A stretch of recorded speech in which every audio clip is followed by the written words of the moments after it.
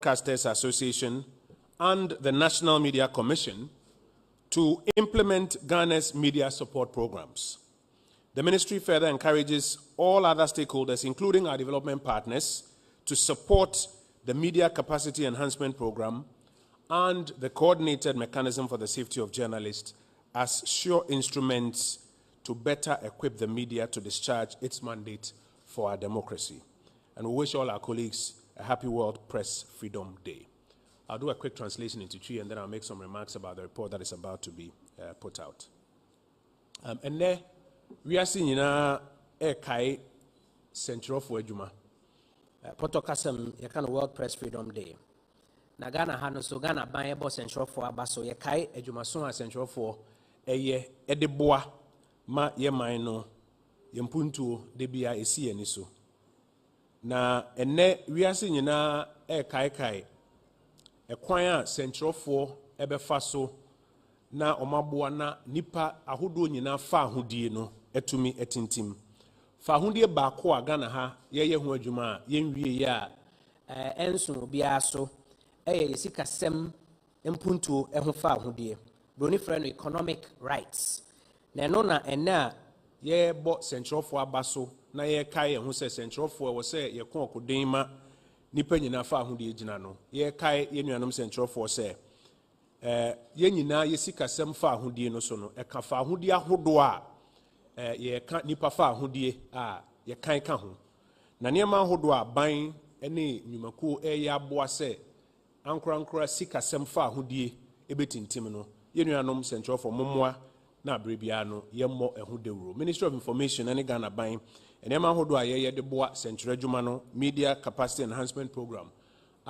ye boa wono mo kyerɛkyerɛ central for ade ye boa wom say ye crocres kakra di pia wom say omuntumi nkyerɛ central for ade kakra na ye nimudia ye de ye adwuma no enkoso a enko nanim.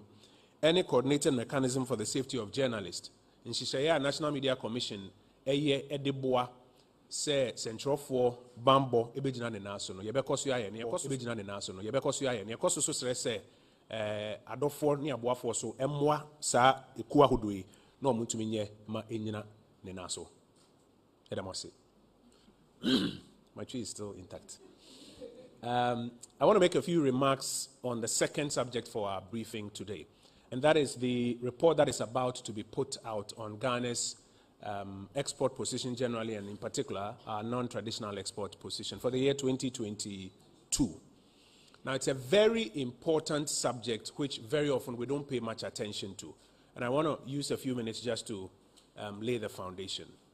This whole conversation about export is a big deal because it is the major avenue through which we earn hard currency.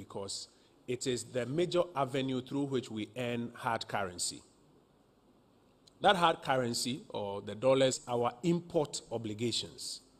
So whenever we need to import some of the necessities, fuel, medicines, whatever, that we don't produce here in Ghana that is imported, we have to rely properly so on our export earnings.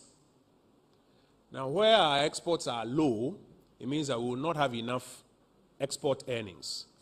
And if our imports end up being higher than our exports, then there's a higher demand on the little foreign currency or hard currency to service our import bills.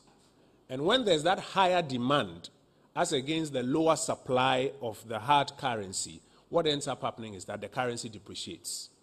So often when you see the currency depreciating, one of the major reasons is because we are not earning enough from our exports as against how much we are spending on our imports. And that is why the subject of exports is such a big deal for us. Now, in addressing this, a number of interventions have been rolled out to ensure that our export earnings go up. And that is why last year this report was presented to you, and this year this report is being presented as well, so that we can pay some more attention to what we are doing to earn more hard currency, to shore up our reserves, so that even as we cut down on our import bill, we will have enough of hard currency and ensure that our currency doesn't depreciate. What we've been through for a greater part of this year it's been partly because in addition to the global shocks we are suffering, our export earnings have been low. So this report is a very, very, very important report. It will be launched by the Deputy Minister for Trade and Industry, my sister and my colleague. Whatever she does, she's still from the Ministry of Information, the Honorable Dokuesia Meje. It will be launched by her, but Madam Asabia will present the full details to us. And I want to implore you to please make some time in your various bulletins and programming structures to have the importance of this discussed so that people can also understand the role that they can play in it and participate in that. And with that said, I want to invite Asabia to the podium to start the presentation for us. Please let's welcome her with a round of applause.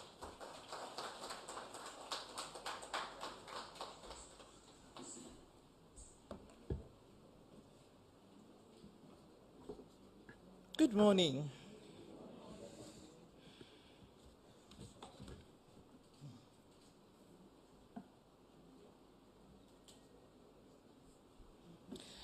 I also want to congratulate the media. Today is your day, and without you, we wouldn't have our stories told. So, congratulations. On behalf of the Ghana Export Promotion Authority, and on behalf of my board chairman who is here, and my minister, the Deputy Minister for Trade and Industry in charge of international trade, I would like to present the statistics, the non-traditional export statistics for 2022. The International Trade Support Institution with the mandate to develop and promote additional exports.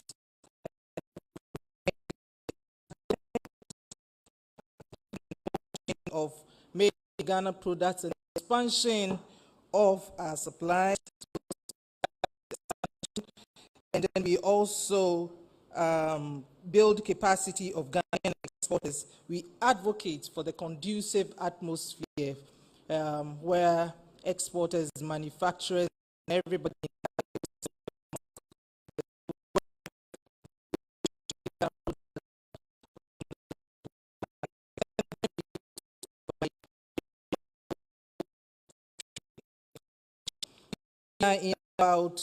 physically in about 9 regions of the country.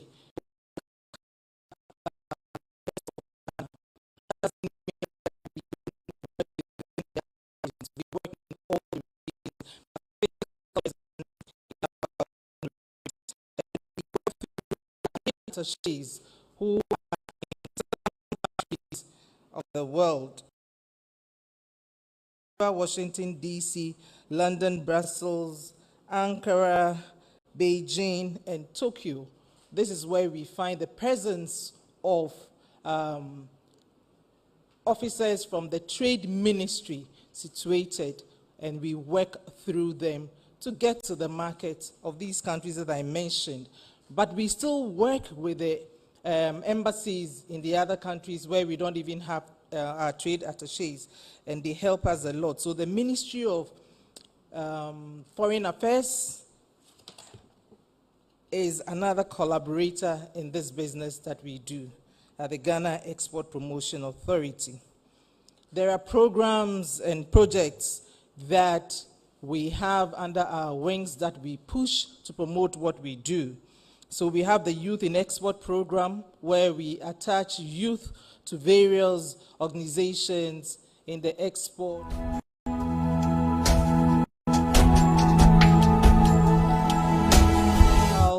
You name it, everywhere. We attach the youth to them to understudy them for 6 months with paid stipends and tools, so that at the end of 6 months, they are groomed to go on their own.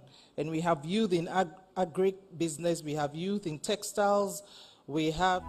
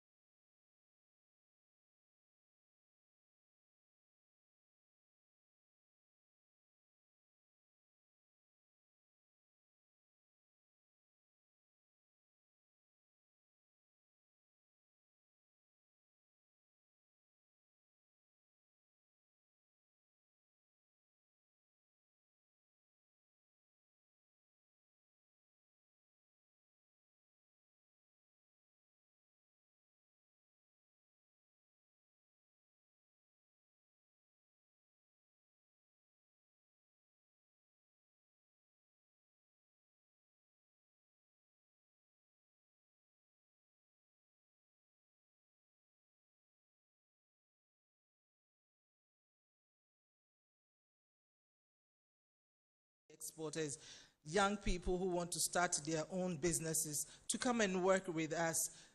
We've given you a very, very nice space, conducive atmosphere, is stocked with a library with all the books that you need on trade. We have online library as well. We have the computers for you to use, well-resourced space for you to talk to us, understand what exports are all about. If you want to develop a business and you want us to support you, we have that Impact Hub.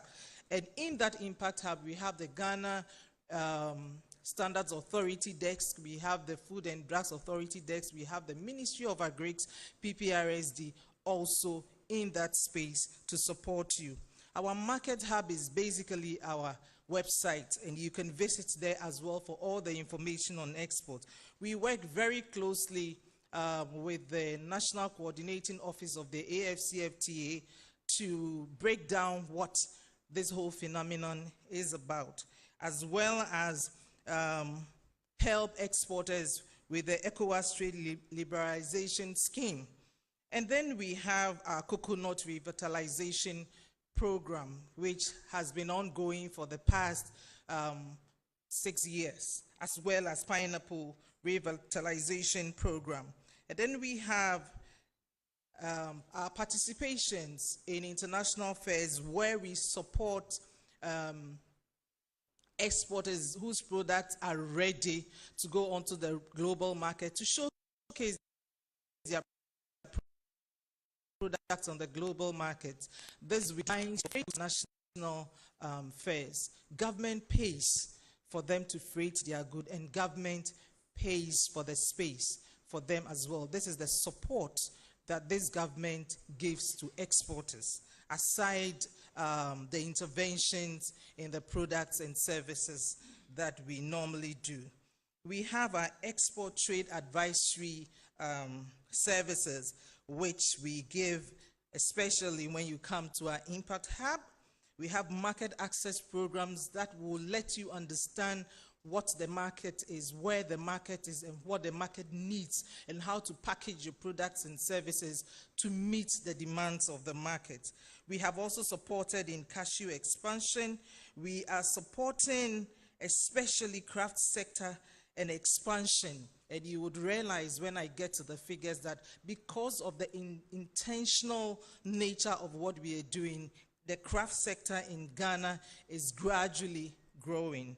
And then we have our forum with the banking institutions, where we have created the platform for exporters to be able to liaise with the various banks, where we have programs with them, and because of that, they have also created products to service the export industry. So let's look at the 2022 NTEs in numbers. Our non-traditional export, I'm happy to say, for 2022 is 3.5 billion, a little over 3.5 billion. And this is to say that we grew by 6% for 2022. Percentage growth of the NTEs is what is broken down there. You see, NTEs contributed to the total merchandise of export. So non-traditional exports basically is anything that is made in Ghana with value addition. And that is what we take care of at the Ghana Export Promotion Authority. And it contributed 20.22% to the total merchandise exports of Ghana, which will include oil and gold and raw cocoa, which we don't have any mandate over. The number one export earner, the non-traditional export earner, is cocoa paste. Value has been added to it from cocoa to become paste, so it sits with GEPA. And this is the number one export earner, which contributed over 500 million to the NTE statistics. Burkina Faso is our number one in Africa. The largest non-traditional export destination is Burkina Faso. And then we have The total of active exporters standing at 2,220, with 120 contributing over 3 billion. And then we have a total number of non-traditional exports being 604. In the rest, so we have about 604, but the priority areas are 17. From this 604, we are always looking and diversifying to add to the 17 priority areas. So the total services exports, and this is quite a new area for us. GEPA in the past was looking at products and services, but not seriously at services.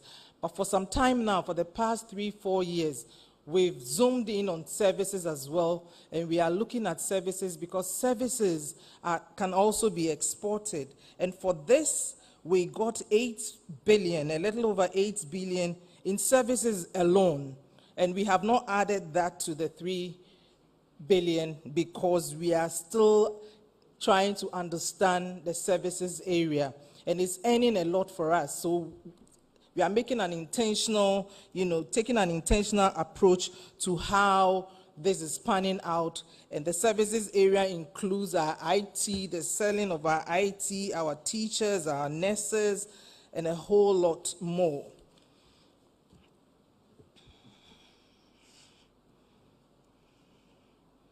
I've talked about Ghana's non-traditional exports for 2022, which amounted to 3.5 billion, an increase of 6% over the 2021 NTE earnings of 3.3. The growth has been underpinned by a combination of all the changes that were done and the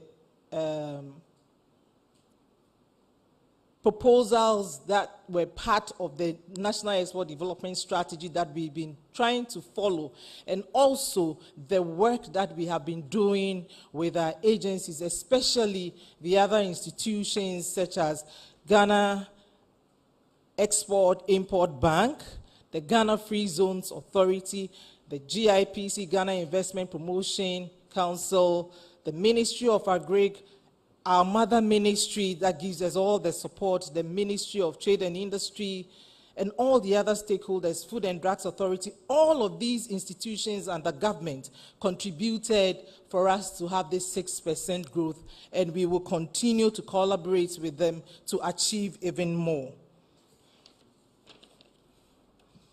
So let's look at where we were and how we have fared. And as you can see, at the end of December 2022, total NTE stood at 3.5 billion, whilst total merchandise exports of Ghana was 17.6. The graph you see there takes you through the percentage contribution of total national exports since 2018 to 2022. We are looking now at the contribution of the subsectors to the NTEs. Agriculture gave us 14.4%, handicraft 2.3%, and then manufacturers and semi-processed gave us 83.2%. This goes to show that we need to add value to our products to earn more for Ghana. So the average growth of these subsectors means that agric gave us 4.61%, manufacturers gave us 7.4%, and the handicraft sector, although in value terms may not seem very huge, but grew by 79.73% because of how intentional we have been about the crafts industry, because it was gradually dying off. The top 10 non-traditional export products for 2022, therefore, are cocoa paste, cashew nuts, cocoa butter, iron and steel circles, rods, sheets, billets, articles of plastics, aluminium plates, sheets and coils, canned tuna, natural rubber sheets, cocoa powder, and shea oil. Cumulatively, the total value of the top 10 leading products amounted to a little over 2 billion, representing 60.9% of the total earnings of NTE in 2022.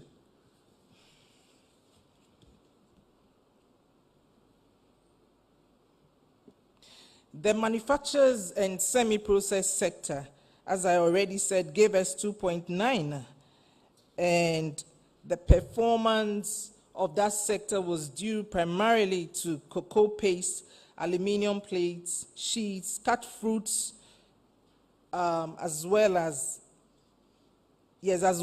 aluminium sheets contributed to the earnings in this subsector. When we go to the agricultural subsector, agri subsector gave us 509 million compared to 476, which was earned in 2021, indicating a 4.61% growth.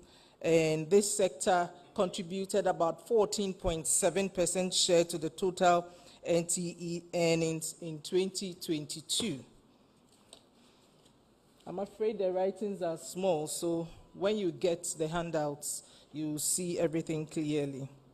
The industrial art and craft sector increased by 79% over 2021 to $81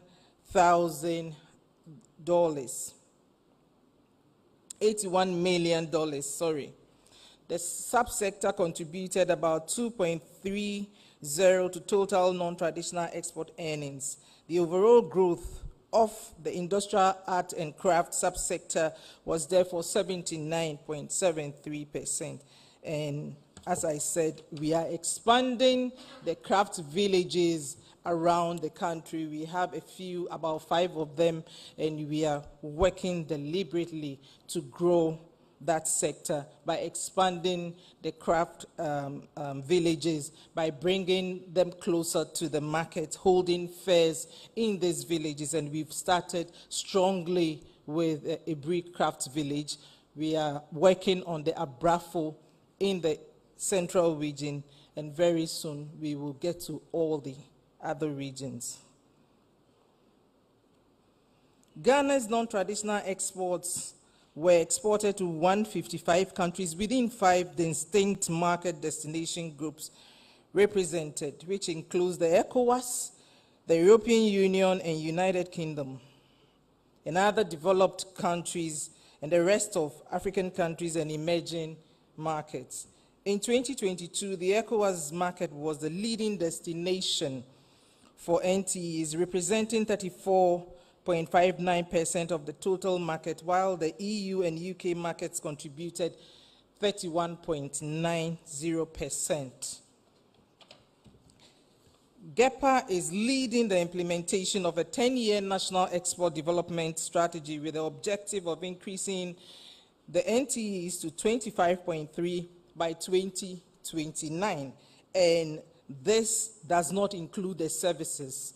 And so we are looking at products, because if we added services to it, this will not even be enough. We are looking at products hitting 25 million by 2029. And this is to be achieved through targeted programs and interventions which are anchored on the 3 strategic pillars of the NET. The priority products experienced a growth of 7.64. 2,022 companies exported 604 non-traditional products, and 120 exporting companies' earnings accrued to the over 3 billion, slightly over 3 billion, 3.53, contributing 80% of the total NTEs for 2020. And so here we will have to make a deliberate effort of growing the companies of the over 2,000 who are active, and see who we can push to next time report to you that about 400 exporting companies achieved so much. We could go over the 4 million points. Our trade in services, total export of services from Ghana in 2022 amounted to 8,247,000.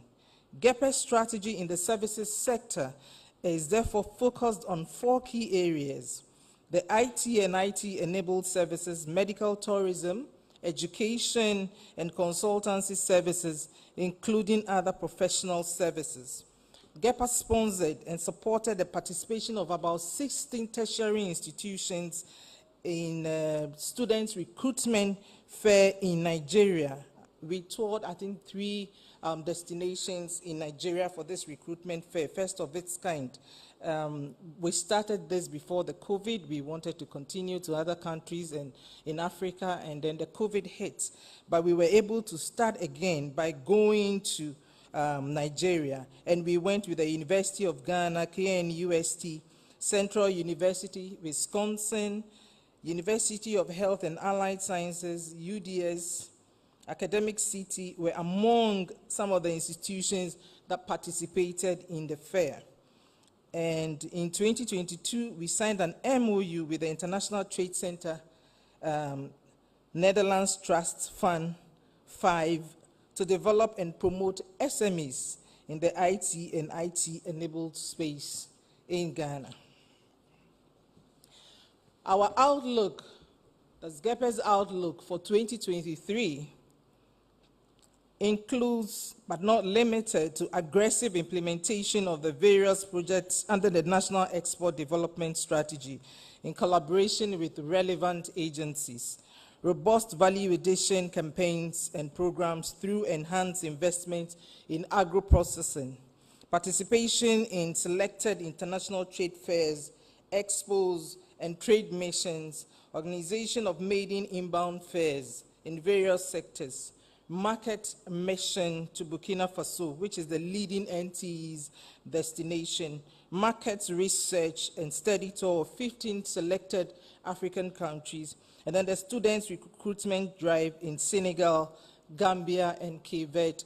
We would also be launching very soon our first export trade house in Kenya and other African countries, and we will bring that announcement to you when it happens.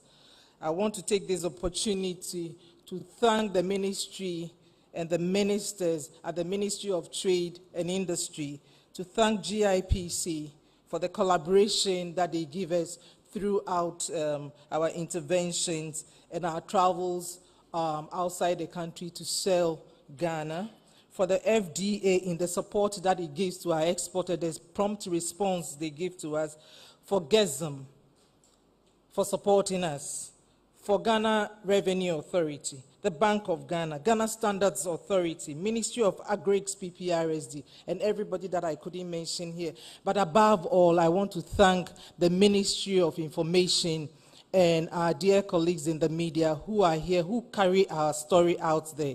Hopefully, as the minister said, you will get the document on the statistics, and you will be able to break it down to everybody to understand that it is important to export. So let us export Ghana and export more. Thank you.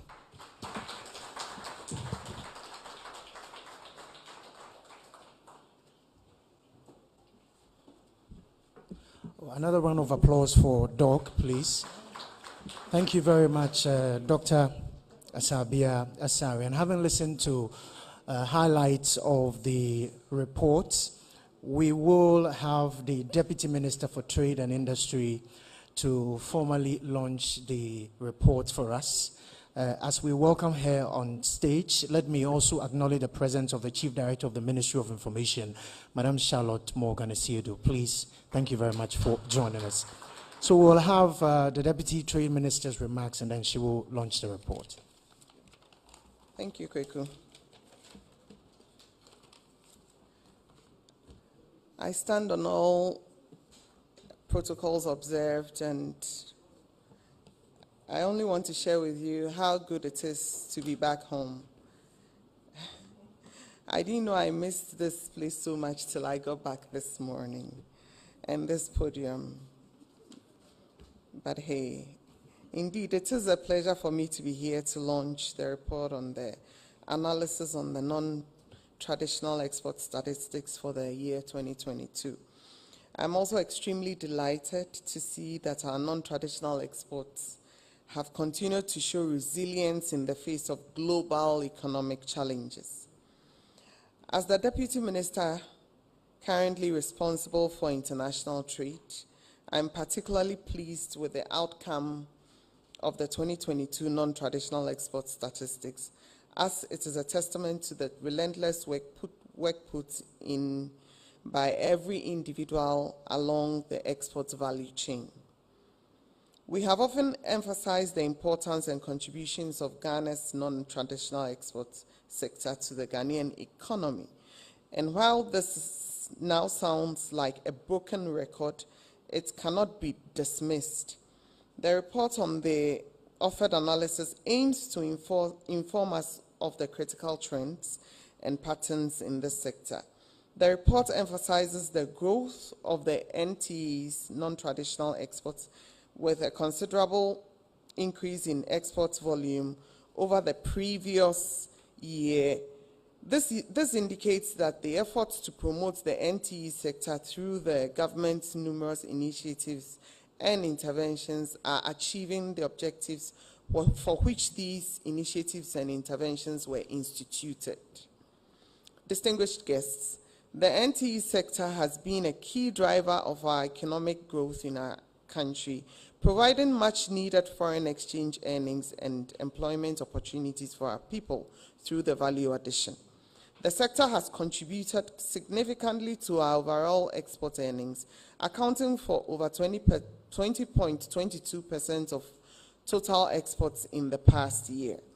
It is refreshing to note that the NTE sector will catalyze and also consolidate the gains of initiatives such as the One District, One Factory program, promote product development and market access opportunities for products of these factories, address supply side constraints, and improve the competitiveness of goods and services produced in Ghana, improve the policy and regulatory environment, and develop the requisite human capital needed to expand the supply base of value-added products and services to take advantage of the free trade agreements entered into by the countries such as the AFTA, the Economic Partnership Agreement, the Africa Growth and Opportunity Act, and ECOWAS Trade Liberalization Scheme. The report we are launching today provides valuable insights into the performance of the NTEs in 2022.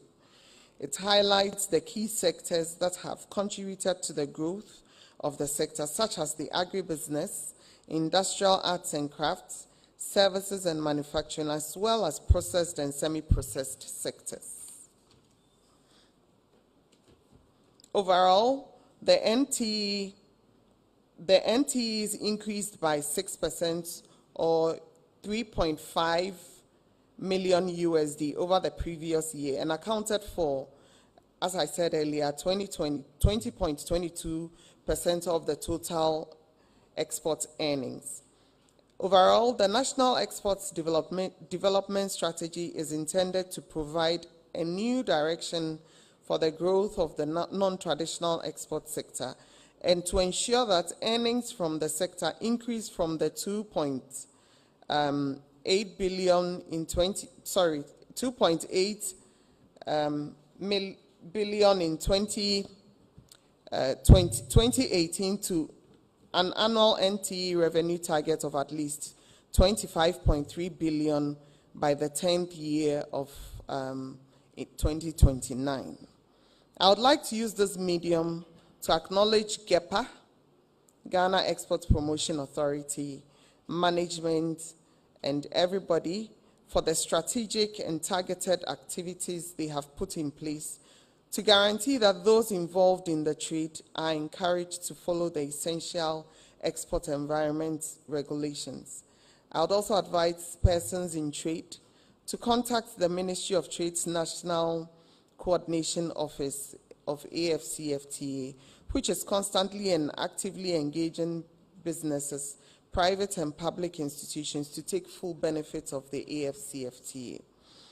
The non-traditional export sector has played and will continue to play an important part in the economic growth of the country.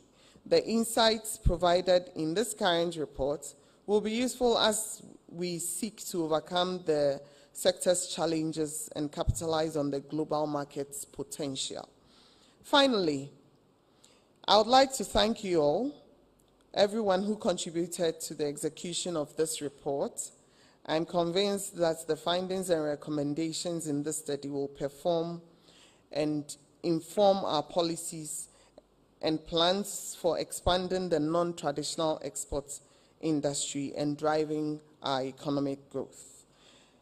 At this point, the report is duly launched, and thank you for your attention. God bless us all.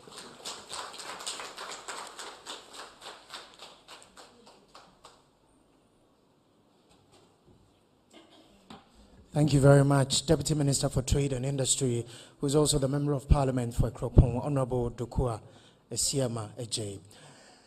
Ladies and gentlemen, and our colleagues with the media, please note that copies of the report and highlights will be shared with you.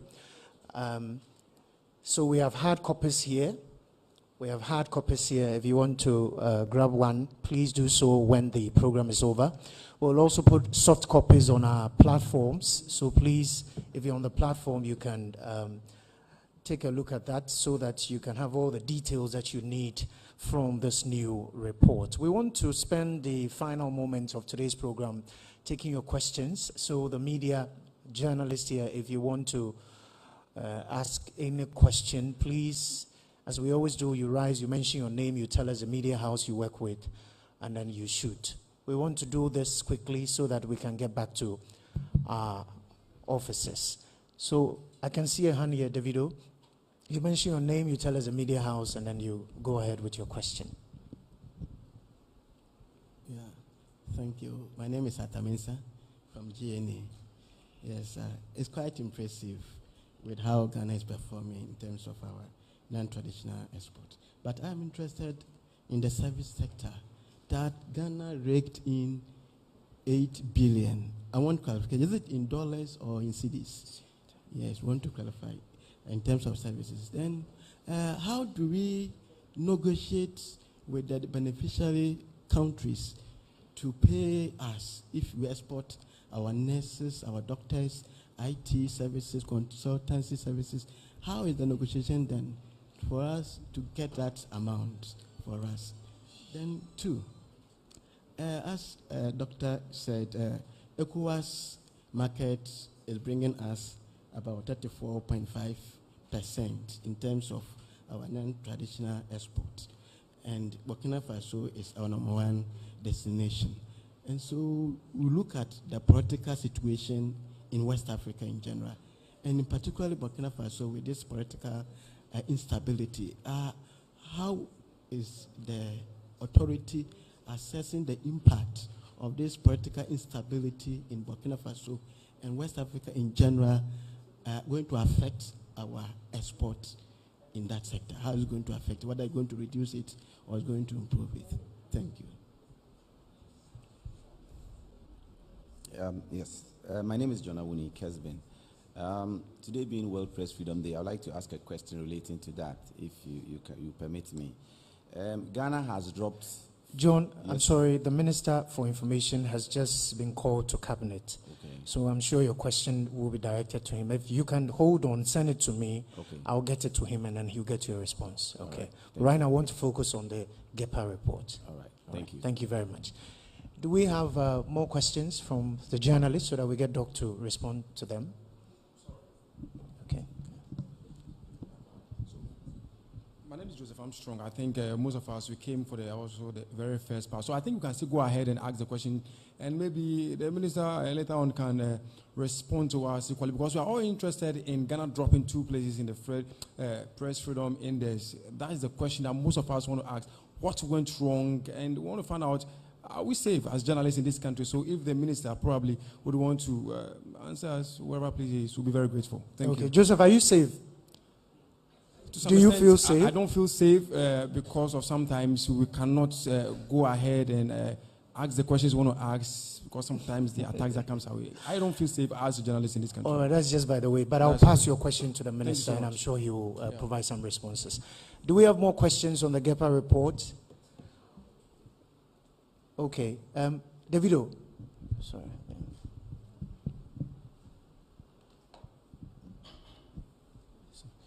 My name is Abdul Hanan Adam. I work with GH1 and Star FM. Madam, I saw a drop in two of the products. One is natural rubber sheets, and then the second one is the canned tuna. I'd like to find out what accounted for this decline. If you can provide that with an update on that. Thank you. Can we have one final question so that we let the dog? Okay. Yeah, thank you. My name is Isaac Asari with GBC. I feel a bit disappointed with the share not being among the biggest earners, because when you go to the northern part of the country, share has a potential that we can nurture to be at par with that of cocoa paste and cashew among the rest. Can there be a deliberate policy where we can at least empower most of the women who are caretakers of these products? We can take them through training, funding, and also other activities so that it can also be at par with that of cocoa. Yeah. All right, so we will hold on with these three questions and allow Doc to provide some responses. Just to go through, so the first one is service sector, the 8 billion, is it in dollars or cedis? There's also another question on how do we negotiate. There's also a question on Burkina Faso, looking at the political instability in that country. How is authorities here assessing the impact on the business we do with them? Another question on Ghana dropping, sorry, that was the World Press Freedom question, so I'll note that for Minister. The drop in two products, what has accounted for that? Canned tuna, and then I think you said natural rubber. Okay, and then the last question, the share not being big exports. Can there be a deliberate policy? All right, cocoa butter. And then the final question, Doc, is share not being a big export. Can there be a deliberate policy to empower women to make it more attractive to compete with other crops like cocoa? Let's allow Dr. Asare to give us some responses now.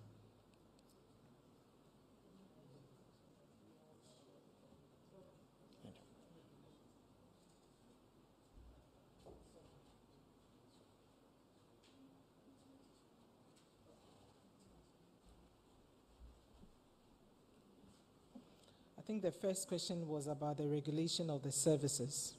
The figure that we accrued from services, 8 billion, comes from the Bank of Ghana. It means there were arrangements that were made for the services to be sold outside of Ghana, and that is why the monies came through the Bank of Ghana, because that is where we source that information from. So it isn't about just us sending our experts out, our teachers, and you name them out, consultants, engineers, and everybody out, and not getting the money back. This is what was regulated, and that is how come the Bank of Ghana could account for that. In dollars, please.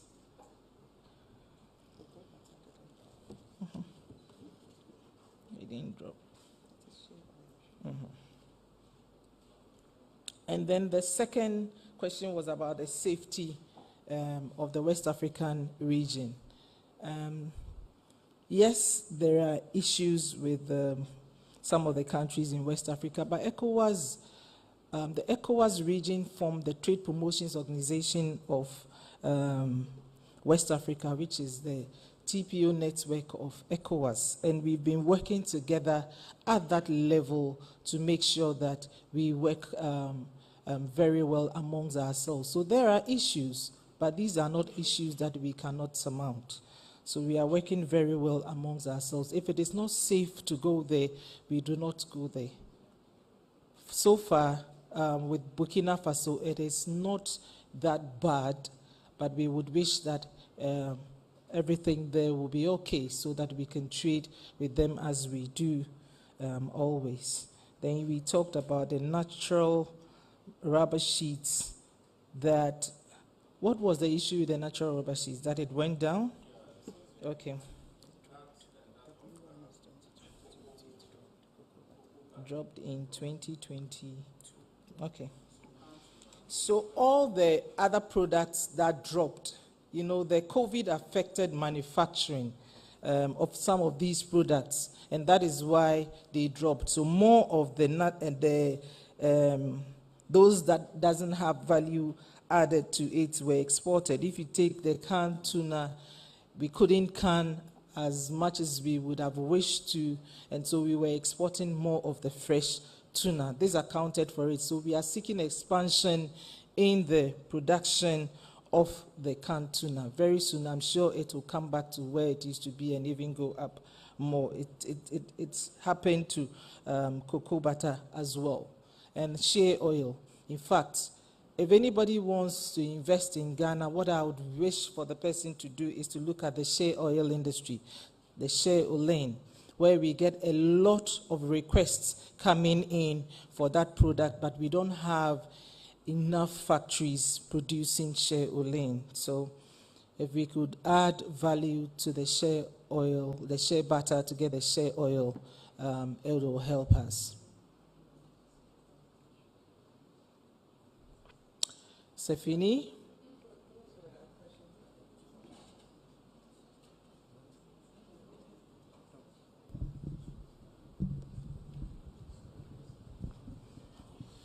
Okay, Madam, still on the products, I'm just curious and wondering how iron steel overtook aluminium plates in terms of the earnings or contributions, knowing very well that the iron ore deposit that we have in the country are yet to be explored or mined. We have one in Upper Manso, some in the Oti region, and then another in Shini in Yendi. So I'm just wondering, is it the case that we are importing this, adding value to export, or there's a way that we are getting it here to refine it, make it a finished product, and then export? I just want clarity on that. Some of them are imported, and some of them are from scrap that we are adding value to export. Thank you.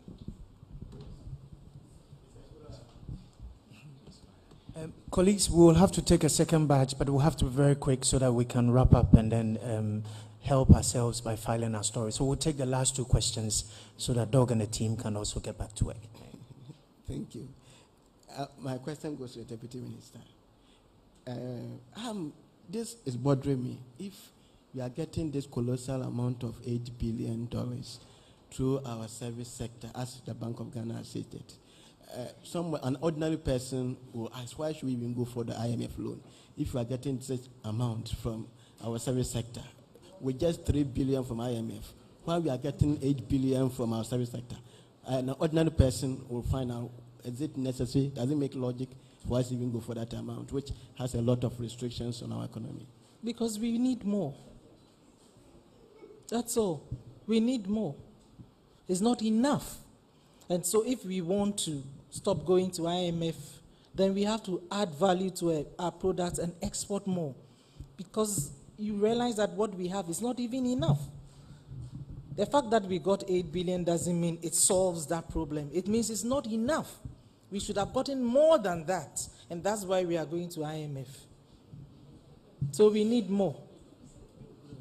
This whole thing is to explain to Ghanaians that if we add value to our products and we look for the market outside and we export more instead of importing more. So it's about import substitution and export. Then we would not have to go and borrow.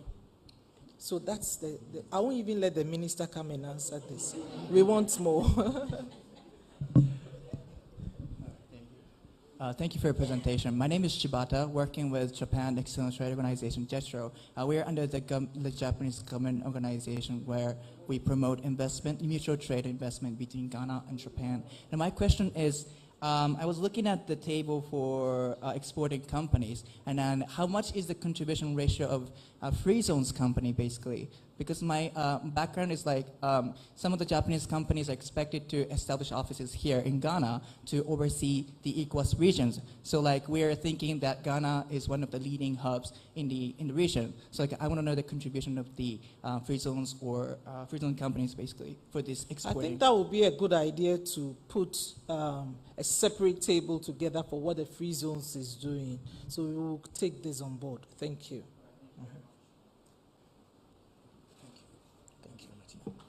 Please give yourselves a round of applause. Give yourselves a round of applause. So, ladies and gentlemen, we will call it a day for today's press briefing. But before we go, we will want to have dignitaries in a photo session. So, we will do the photo session and then we will call it a day. Please, colleagues from the media, invited guests, I'm told we have some refreshments outside. And so please make yourself comfortable. We will see you at our next minister's press briefing. But for today, thank you so much for coming and do have a wonderful day. Thank you.